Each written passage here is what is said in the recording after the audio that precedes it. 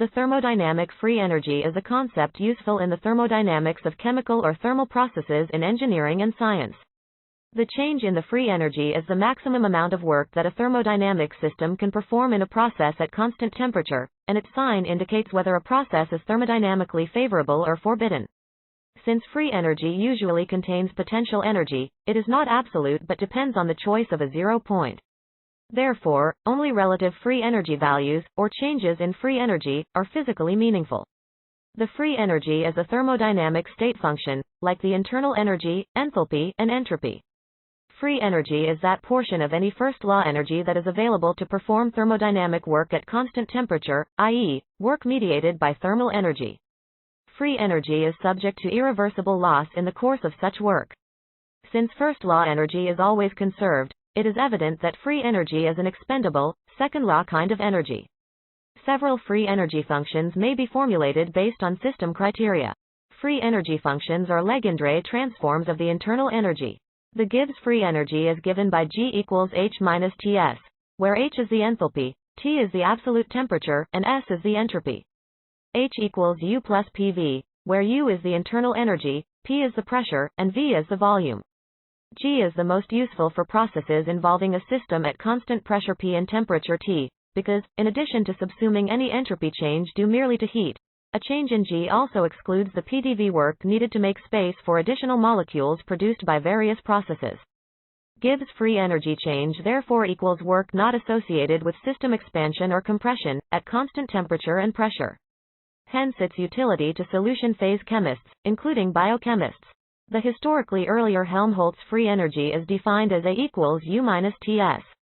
Its change is equal to the amount of reversible work done on, or obtainable from, a system at constant T, thus its appellation work content, and the designation A from Arbeit, the German word for work. Since it makes no reference to any quantities involved in work, such as P and V, the Helmholtz function is completely general.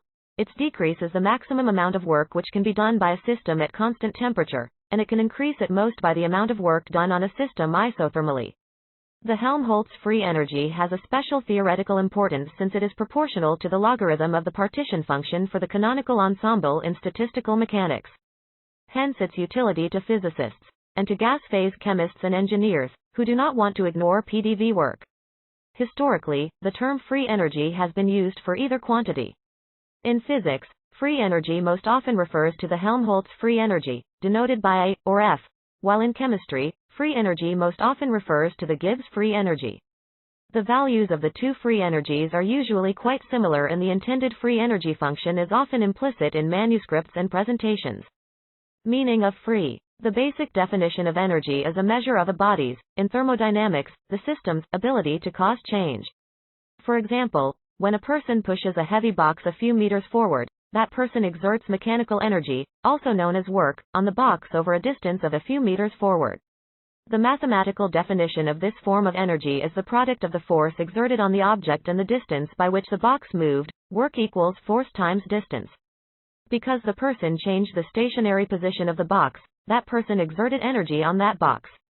The work exerted can also be called useful energy, because energy was converted from one form into the intended purpose, i.e., mechanical utilization. For the case of the person pushing the box, the energy in the form of internal, or potential, energy obtained through metabolism was converted into work in order to push the box. This energy conversion, however, was not straightforward. While some internal energy went into pushing the box, some was diverted away, lost, in the form of heat, transferred thermal energy. For a reversible process, heat is the product of the absolute temperature and the change in entropy of a body. Entropy is a measure of disorder in a system. The difference between the change in internal energy, which is delta U, and the energy lost in the form of heat is what is called the useful energy of the body, or the work of the body performed on an object. In thermodynamics, this is what is known as free energy. In other words, free energy is a measure of work, useful energy, a system can perform at constant temperature. Mathematically, free energy is expressed as A equals UTS. This expression has commonly been interpreted to mean that work is extracted from the internal energy U, while TS represents energy not available to perform work. However, this is incorrect. For instance, in an isothermal expansion of an ideal gas, the internal energy change is delta U equals 0 and the expansion work W equals T delta S is derived exclusively from the TS term supposedly not available to perform work. But it is noteworthy that the derivative form of the free energy, Da equals SdTPdV, for Helmholtz free energy, does indeed indicate that a spontaneous change in a non-reactive system's free energy, not the internal energy, comprises the available energy to do work, compression in this case, PdV, and the unavailable energy SdT. Similar expression can be written for the Gibbs free energy change. In the 18th and 19th centuries, the theory of heat, i.e., that heat is a form of energy having relation to vibratory motion, was beginning to supplant both the caloric theory, i.e., that heat is a fluid, and the four-element theory, in which heat was the lightest of the four elements. In a similar manner, during these years, heat was beginning to be distinguished into different classification categories, such as free heat, combined heat, radiant heat, specific heat, heat capacity, absolute heat, latent caloric, free or perceptible caloric, calorique sensible, among others. In 1780, for example, Laplace and Lavoisier stated, in general, one can change the first hypothesis into the second by changing the words, free heat, combined heat, and heat released, into, vis viva, loss of vis viva, and increase of vis viva. In this manner, the total mass of caloric in a body, called absolute heat, was regarded as a mixture of two components. The free or perceptible caloric could affect a thermometer, whereas the other component, the latent caloric, could not. The use of the words latent heat implied a similarity to latent heat in the more usual sense.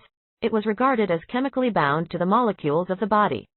In the adiabatic compression of a gas, the absolute heat remained constant, but the observed rise in temperature implied that some latent caloric had become free or perceptible. During the early 19th century, the concept of perceptible or free caloric began to be referred to as free heat or heat set free. In 1824, for example, the French physicist Sadi Carnot, in his famous reflections on the motive power of fire, speaks of quantities of heat, absorbed or set free, in different transformations.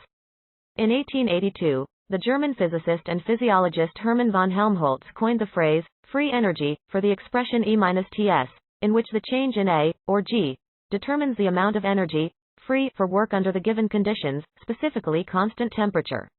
Thus, in traditional use, the term free was attached to Gibbs free energy for systems at constant pressure and temperature, or to Helmholtz free energy for systems at constant temperature, to mean available in the form of useful work. With reference to the Gibbs free energy, we need to add the qualification that it is the energy free for non-volume work and compositional changes. An increasing number of books and journal articles do not include the attachment free, referring to G as simply Gibbs energy, and likewise for the Helmholtz energy. This is the result of a 1988 IUPAC meeting to set unified terminologies for the international scientific community, in which the adjective, free, was supposedly banished. This standard, however, has not yet been universally adopted, and many published articles in books still include the descriptive, free.